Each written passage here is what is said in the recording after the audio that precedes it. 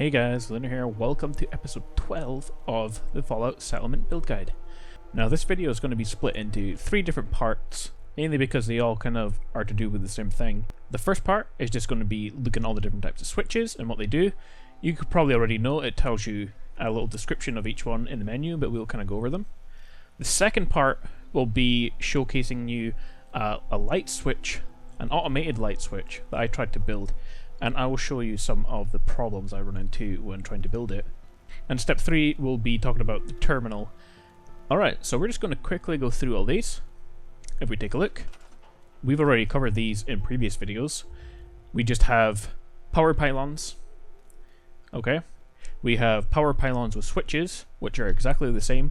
They emit a power radius when connected to a generator, like this one here. And then you can use that to power up things like lights or anything that requires a power radius.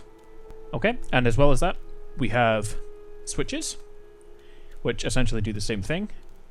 They're just kind of a mixture between the pylons and the switched pylons. They emit a power radius when the power is on, and they don't when the power is off. Okay, so you can create your own kind of light switch. But it has to all be connected to a generator. Okay, so remember, all of these are just conduits for power to travel through. They don't actually produce power themselves. And lastly in this category, we kind of have the actual power conduits.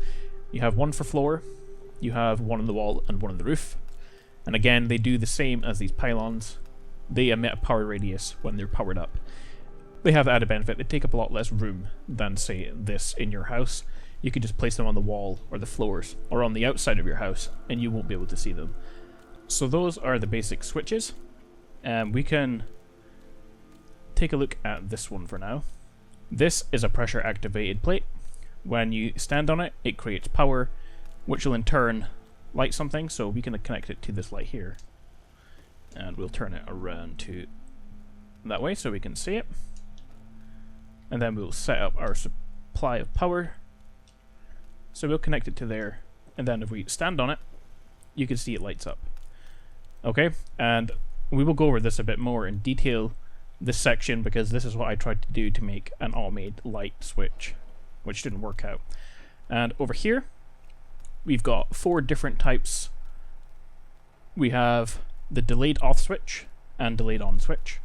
Basically, when you connect it to the power source, the delayed off switch is powered on for a few minutes, or it's a few seconds, and then it turns off. And the delayed on switch is the same, but opposite, so it stays off and then turns on after a few seconds.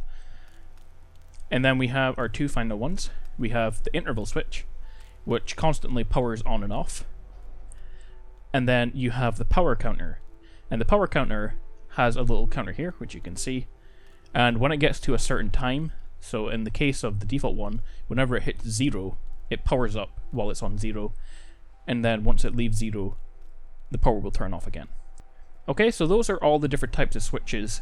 To be honest, because you can only connect things to either lights or turrets, none of these really have any sort of good applications yet. And we're going to discuss that in part 2. Okay,